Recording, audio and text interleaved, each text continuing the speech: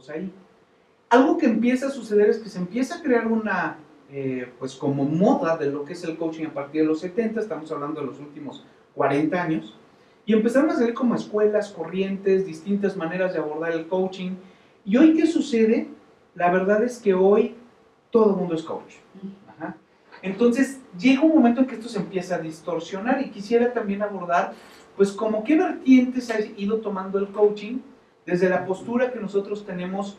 No decimos esta es mala o esta es buena, pero sí decimos con esta no comulgamos. Claro. Y la primera donde nosotros no vamos es cuando hablamos del coaching desde el punto de vista superación personal, motivación, y entonces es tú puedes y vas a hacer lo máximo.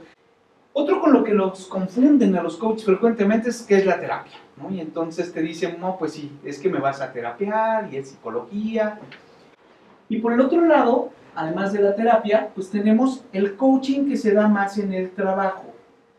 Hay un tipo de coaching que surge también, me parece que en Estados Unidos, se le llama coaching coercitivo. Hay muchas escuelas ya en México y en Latinoamérica de coaching coercitivo, donde es ese coach que tiene por un lado una parte de este motivador de superación personal, otros elementos del coaching como tal, y tiene otros elementos especiales, entonces te lleva a hacer cosas como caminar en el carbón encendido, literalmente. Entonces este es otro estilo de coaching que ahí está. Nosotros no comulgamos del todo con estas técnicas de coaching. Y a veces pues ya llega a la secta totalmente, en donde pues sí ya tenemos al sectario que días y vamos a lograr grandes cosas, ¿no? Y ahí sí yo creo que ya está muy lejos de lo que nosotros llamamos coaching.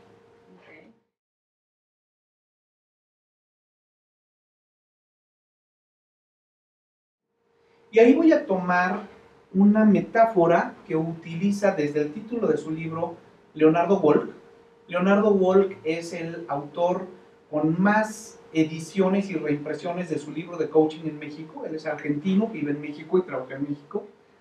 Él está en un coaching muy, muy cercano al nuestro, que es el coaching ontológico, y desde ahí, ahorita hablamos más de coaching ontológico, y desde ahí él tiene un libro que desde el mismo título nos habla un poco de lo que es el coaching. Él habla de que coaching es el arte de soplar las brasas. Y lo que Leonardo Wolk dice es que cuando llega ya un ejecutivo, por ejemplo, con esas brasas apagadas, con ese eslogan de la empresa de aquí siempre se ha hecho así, le dice que él en su mirada alcanza a ver una pequeña brasa de esa gran hoguera que hubo cuando joven. Dice, y el arte del coach es cómo soplo esa brasa para que ésta vuelva a encender con el cuidado, uno de no apagarla y otro pues de que sí encienda realmente. Y eso es lo que él llama coaching, un poco de manera metafórica o poética, pero a mí me gusta mucho. Aterrizando esto ya más de una manera más concreta, lo que nosotros manejamos como coaching, junto con las escuelas que nosotros sí comulgamos, que nos gustan sus estilos, es que es una disciplina que principalmente es conversacional. Algo que hace el ser humano es conversar.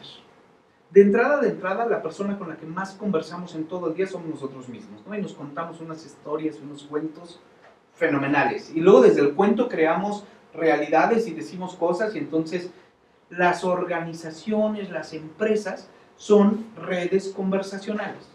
Son empresas que conversan.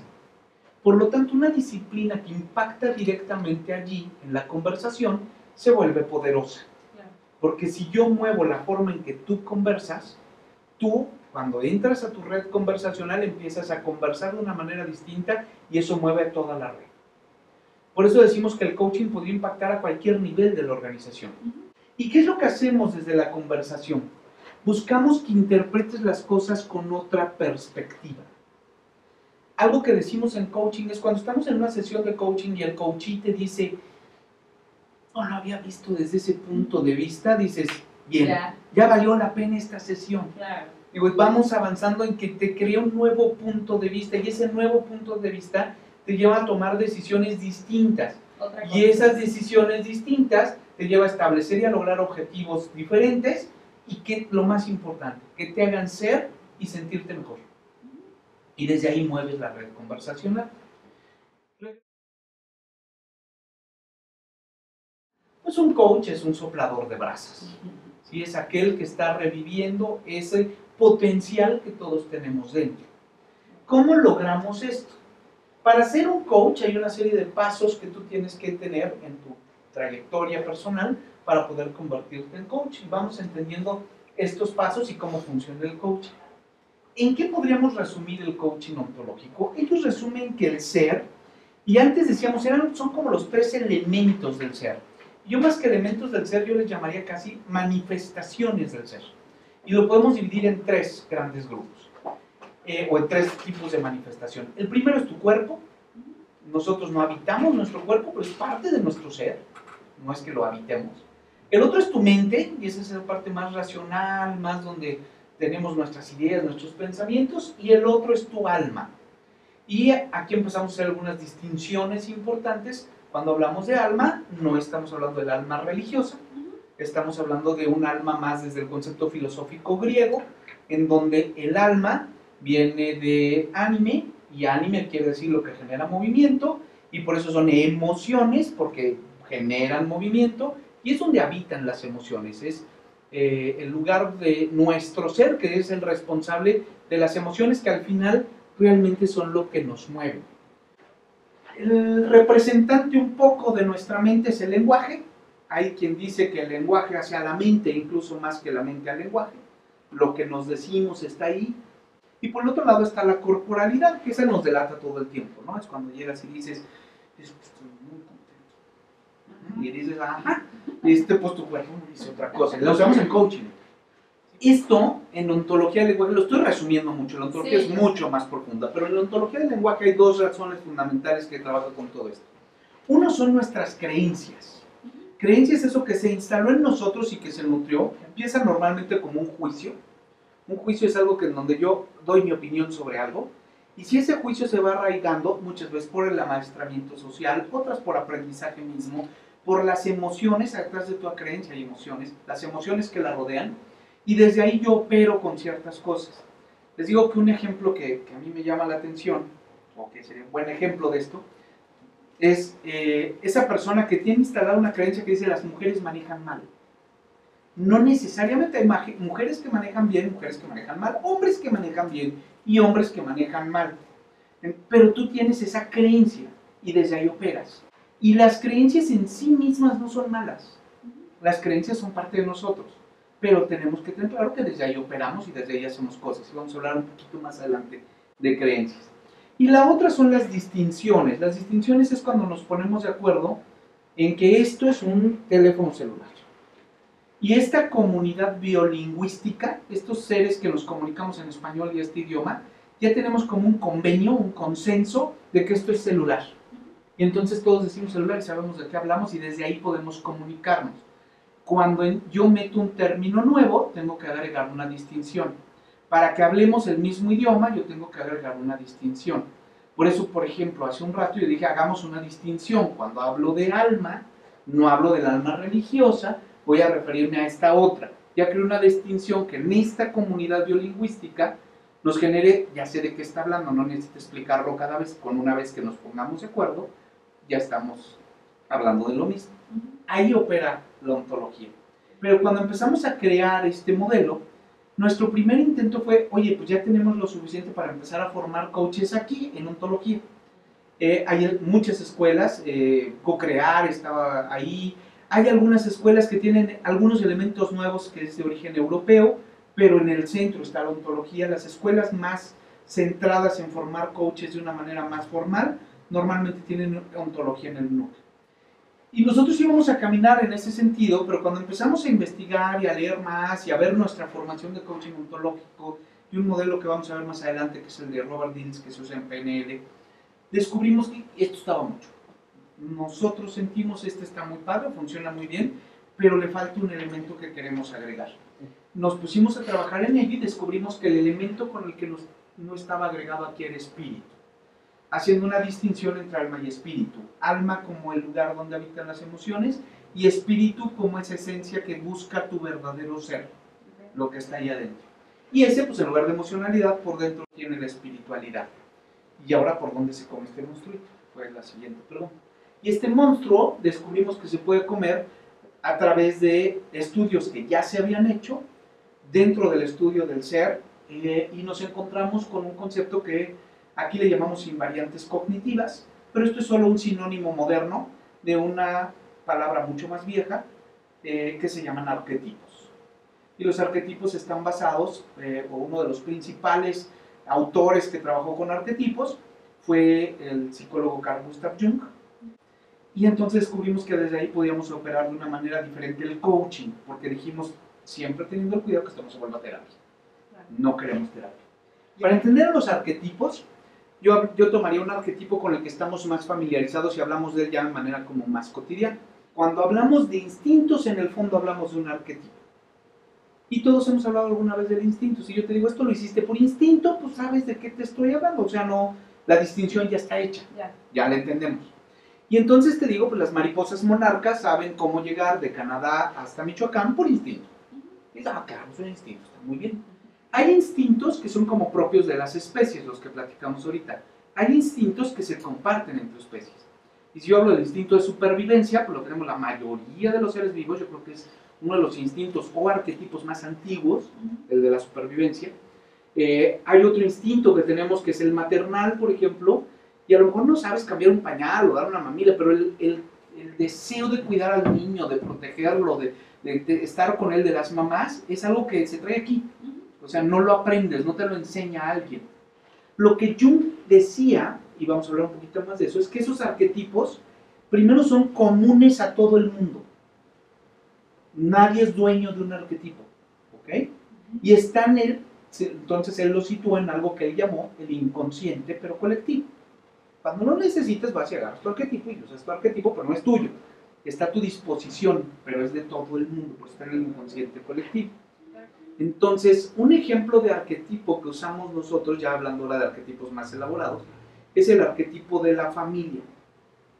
Ese es común a todos. Cuando digo familia, no solo tiene una distinción, porque la tiene, sino que además tiene una carga emocional, afectiva, tiene un contenido simbólico de lo que quiere decir familia.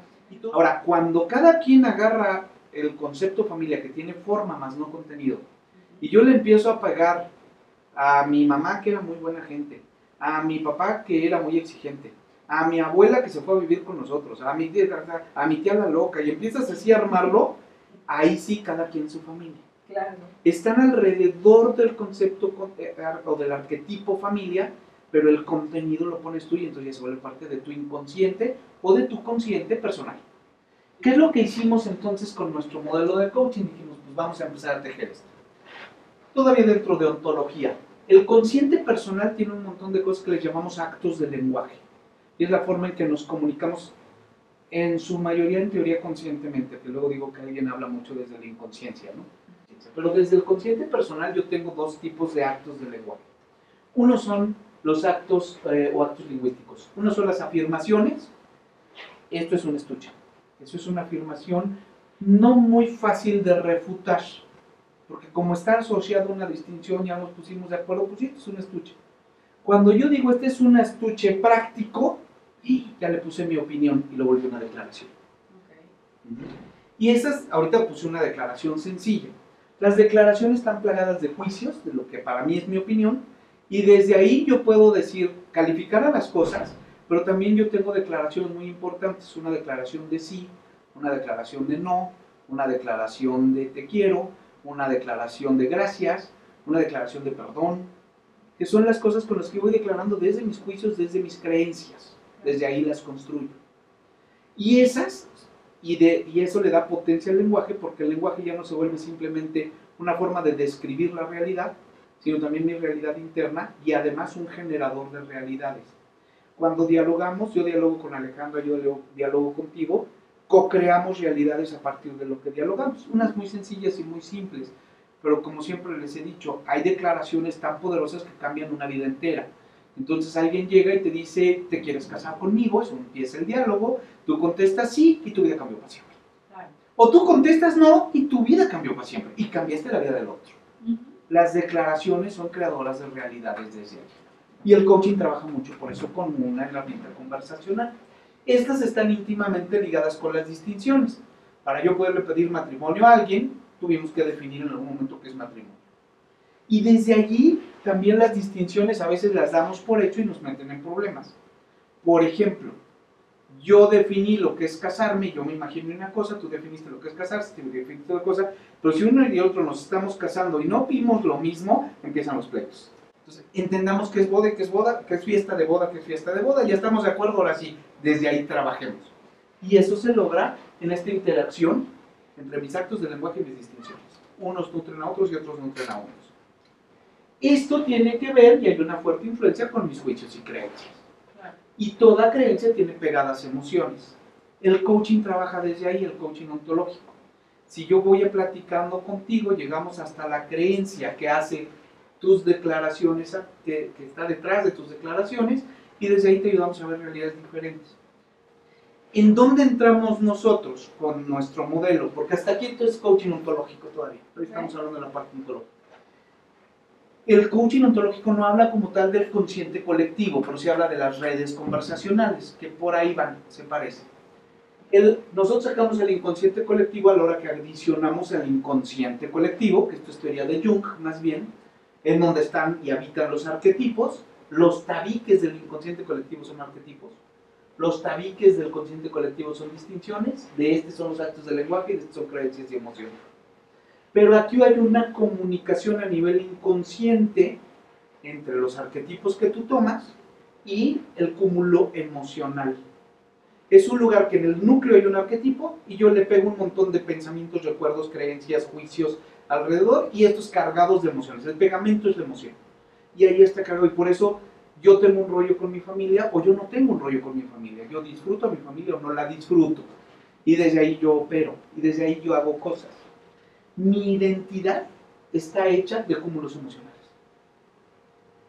Cuando un cúmulo emocional empieza a tener creencias que ya no necesitan una actualizada, es donde tú puedes empezar a trabajar desde ahí, y si tú llegas hasta el arquetipo mismo, lo puedes potenciar mucho. ¿Ok? ¿Por qué llegar hasta el arquetipo? Vamos a ver el modelo de esta forma. Estoy partiendo aquí consciente personal e inconsciente personal, consciente colectivo e inconsciente colectivo. La realidad es que este debiera ser mucho más grande que este y este mucho más grande que este. Somos más inconscientes que conscientes. Y esto es porque la conciencia la estrenamos hace como 2 millones de años en este planeta. Pero esto es más para entenderle cómo funciona. Tú vas por tu vida normal, esa es una órbita que nosotros trazamos, y cuando hay algo que no te cuadra, que ya tus creencias están desactualizadas y empiezan a no serte funcionales, cuando sucede algo en tu entorno que cambió y choca con tus creencias, y entonces te dicen, la empresa te está dando la libertad para que puedas optar por salir. Y eso se convierte en algo que nosotros en coaching le llamamos un quiebre. ¿Okay? Ahí hay algo que ya se desacomodó. Eso tiene carga emocional. Claro. Eso me desacomoda, me siento incómodo, algo no está funcionando. Este proceso ahorita lo corro como en cámara muy lenta, pero esto es así como automático, ¿no? Sí. No es que sea así. Algo que sucede, y eso viene de la psicología junguiana, es que cuando hay un desacomodo en tu vida, de manera automática, tu inconsciente, que es desde donde operan muchas de tus cosas, dice, emergencia, emergencia, entonces suenan las alarmas y dice, hay algo que hacer. Y el inconsciente se echa un clavado al inconsciente colectivo y dice, traigamos información que les sea útil. El problema es que la trae en un lenguaje que nos es extraño, y Jung a esto le llamó la sombra. Tenemos un evento de sombra. Yo, para llevarlo a coaching, cuando llevo a coaching, les digo, es muy sencillo. Si yo saco algo a la luz, da sombra. Si yo saco un quiebre a la luz, da sombra. ¿Sí? Por definición de sombra. Entonces, la sombra es el quiebre, pero visto desde el lado inconsciente. ¿Y qué es lo que hace? La sombra viene a tener todas esas características, o que son tan buenas que yo no las acepto como mías, o tan malas que tampoco las acepto como mías. Entonces digo, no, claro, es que ve, este es un caprichoso, seguramente, y me empiezo a quejar de alguien. Pregúntate si no es un evento de sombra que tú estás proyectando en otra persona. Normalmente, te digo, esto va corriendo en automático, aparece la sombra y el quiebre a lo que me llevan es a un estado o de bienestar o de malestar. Cuando yo me siento bien o me siento mal, y entonces digo, pues me está yendo de maravilla, o ahora me está yendo muy mal. Y estamos situados mucho en el bienestar y en el malestar. Y entonces, ahora lo que tratamos de evitar es el malestar de todo el mundo. Y lo que nosotros decimos es, si tú vives el bienestar y lo disfrutas, y aprendes de los momentos de malestar y ves que te está enseñando, entonces tú estás más en el bien ser y desde ahí operas distinto. Porque sabes que existen ambos, que para que haya uno existe el otro. Pero el problema es que no estamos ahí, tratamos de evitar el malestar y buscamos el bienestar. Y si hacemos eso, nos la pasamos dando vueltas. Y llego de nuevo a mi quiebre, y sale mi sombra, y sale mi bienestar, y sale mi malestar, y entonces ya me volví a enojar. Por ahí decía alguien, el problema no es tropezarte con la misma piedra, es enamorarte de la piedra. Entonces la agarras, la cargas, la acaricias todo el camino y cuando hay que tropezarse la bajas, te tropiezas y levantas tu piedra y dices, ay, ya me voy feliz con tus tropezones. ¿Qué es lo que hacemos desde el coaching? Este mismo recorrido lo vamos a tener, pero lo que hacemos aquí nosotros le llamamos iluminar la sombra. Te vamos a enseñar, te vamos a ayudar a que veas con otra perspectiva estos mensajes y a eso nosotros le llamamos revelación arquetípica. Es decir, te ayudamos a traducir el arquetipo. ¿Qué es lo que está detrás que te está diciendo este mensaje? Y esa revelación arquetípica te hace que en lugar de que salgas tú en esta órbita, que salgas en esta misma órbita que es la que tú ibas transitando, tú sales ahora en una órbita con una conciencia más profunda. A este proceso Jung le llamó metanoia. ¿Y tú a dónde sales? En un nivel más profundo de la conciencia. Eres más consciente de lo que eras antes. O menos inconsciente, si lo quieres ver en algunos casos. ¿Ok? Y entonces tú empiezas a caminar y lo que va a suceder en tu siguiente evento es que te saldrá un nuevo quiebre, te saldrá una nueva sombra. Si lo trabajas bien, tú vas a tener un nuevo evento de revelación arquetípica, una nueva metanoia y entonces un nivel más profundo de conciencia. El camino a donde te conduce esto es en donde aquí muy en el fondo, donde digamos ya todo confluye, y esto está muy basado en la teoría junguiana, está tu verdadero ser, tu verdadera esencia, tu verdadero yo. Y es hacia donde te ayudamos a caminar con el coaching. Difícilmente vamos a llegar aquí. Entonces, este es un proceso de coaching en donde lo que vamos generando es un nivel más alto de conciencia. Y desde ese nivel más alto de conciencia tú operas distinto. Esto tiene dos connotaciones muy importantes. Primero, vamos a hablar de los niveles de transformación y este me va a ayudar a llevarlo por un lado a la empresa y por el otro lado a tu vida personal.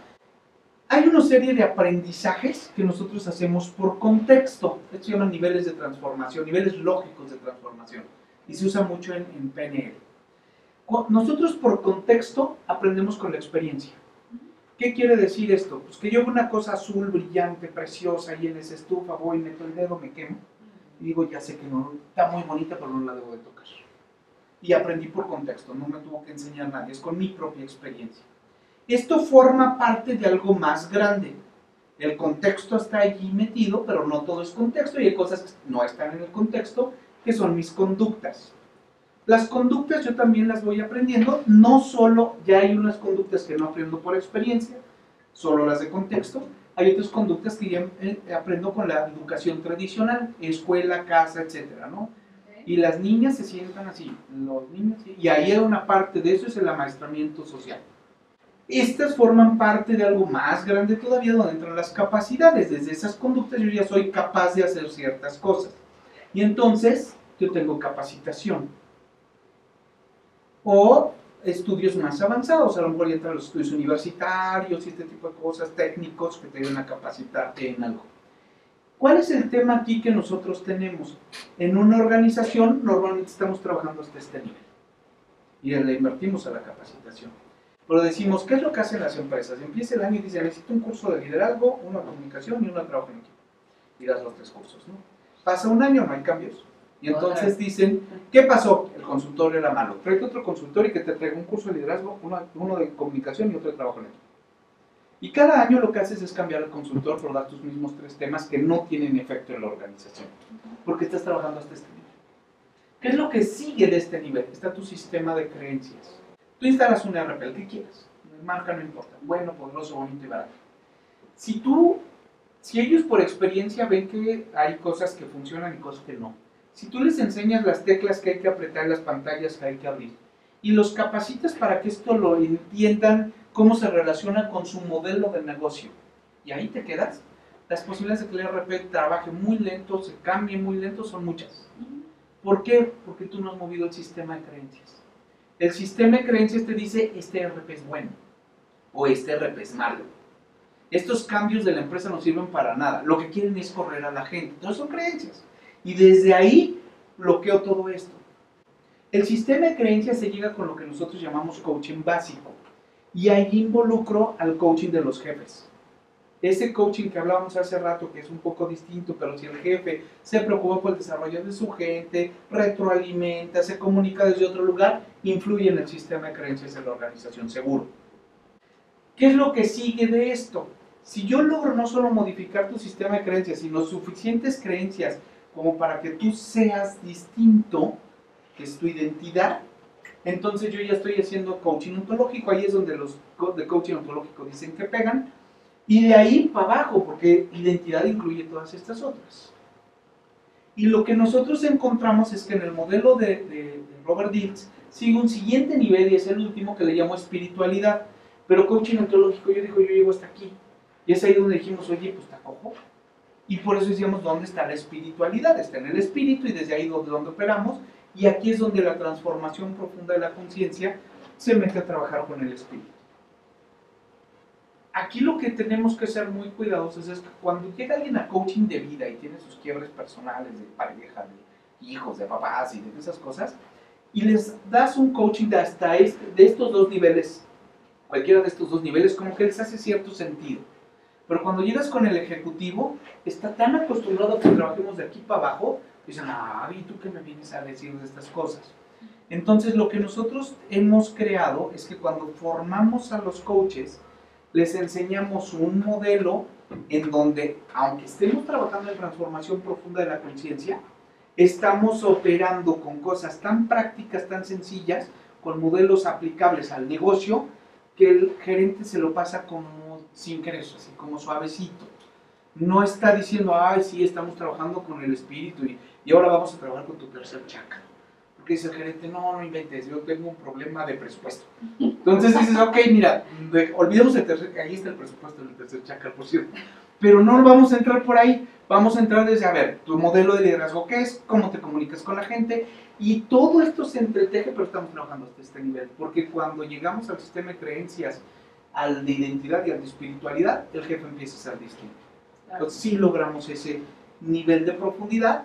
Pero cuando hablamos de coaching ejecutivo, que en la formación le dedicamos un buen tiempo a hablar de coaching ejecutivo, cuando estamos allí, te lo aterrizamos mucho para que tú como coach no tengas que hacer la traducción, sino que tú seas capaz de mover todo esto que ya sabes en este terreno, que es el terreno donde hablamos de SKU, si hablamos de KPI, si hablamos de esas cosas, que es a lo que está acostumbrado a hablar esta gente. Porque si yo te llego hablando de chakras en lugar de KPIs, no me pegas.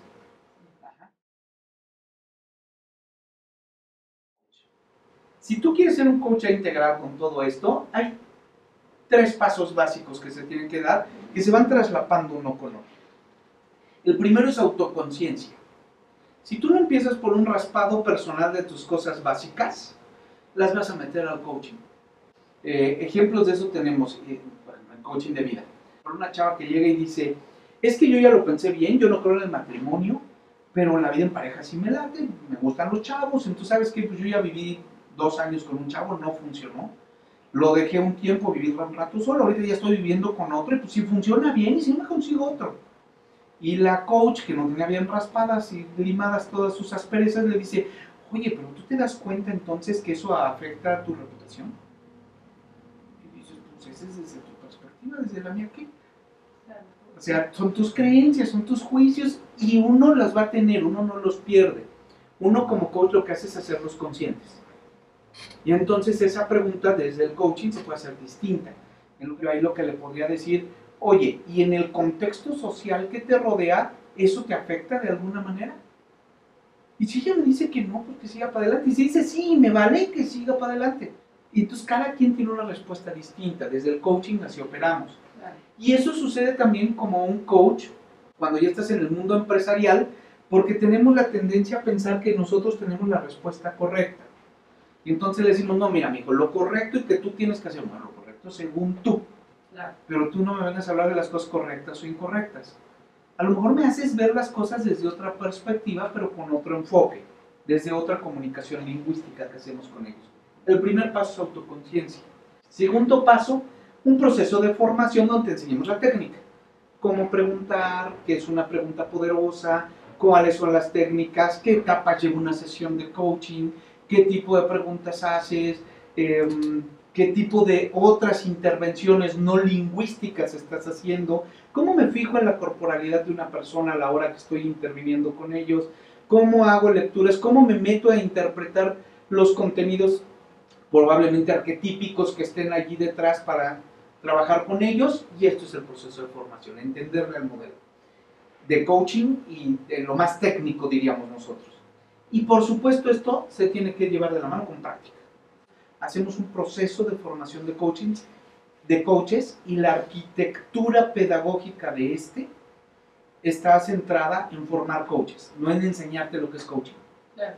Y desde ahí, en módulo 3, tú empiezas con prácticas, porque esto como piloto requiere horas de vuelo.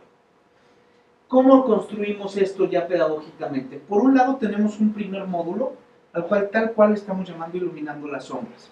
Vamos a tocar tus juicios, vamos a tocar tus creencias, vamos a ver qué declaraciones tienes pendientes, vamos a trabajar contigo. Desde el terreno que tú me digas, yo quiero entrar integral y como Mariana, yo quiero entrar solo como la directora de recursos humanos, yo quiero entrar solo como la pareja de mi marido, yo quiero entrar solo como la mamá de mi hija, eso tú lo defines. O yo quiero entrar con todos juntos y a ver qué sale. Aquí se define, y este es un primer proceso de pulido, le llamamos nosotros. Ahí vamos puliendo, y ahí te vas a sacudir varias cosas y lo vas a vivir como tal. El evento se cierra como tal con una sesión de coaching de transformación profunda de la conciencia que da uno de los master coaches a cada uno individual, no se hace, nada es grupal, todo es muy cuidado y desde lo amoroso, desde lo no confrontativo, no es donde vas y sufres y claro. Para los que lloren llevamos caja de Kleenex, pero el objetivo no es hacerlos llorar. Este es el primer módulo. A partir de ahí entramos ya a transformación profunda de la conciencia. Sí ha sucedido que aquí te dicen, oye, yo ya soy una nueva persona, yo ya me pulí, yo ya nada, yo muchas gracias, yo ni quería ser coach, y se van a su casa, ¿ok? Y se vale. Pero no, lo que no se vale es entrar aquí sin haber vivido este. Claro. ¿Se vale vivir este solo? Sí, sí se vale. Si tú entras a este, aquí ya entramos al proceso como tal de formación, donde sí vamos a aterrizar conceptos, todo desde una construcción pedagógica para la formación, no para la instrucción, en donde vamos a estar acompañándote en ese pulido que ahora te convierte en un coach. Te vamos a dar la técnica. Si el coaching ha despertado tu curiosidad y descubres que es un medio para crecer como persona y sobre todo para acompañar a otros en una transformación profunda de su conciencia, estás listo para dar el primer paso y ser un coach. Atrévete y nosotros te acompañaremos por ese camino.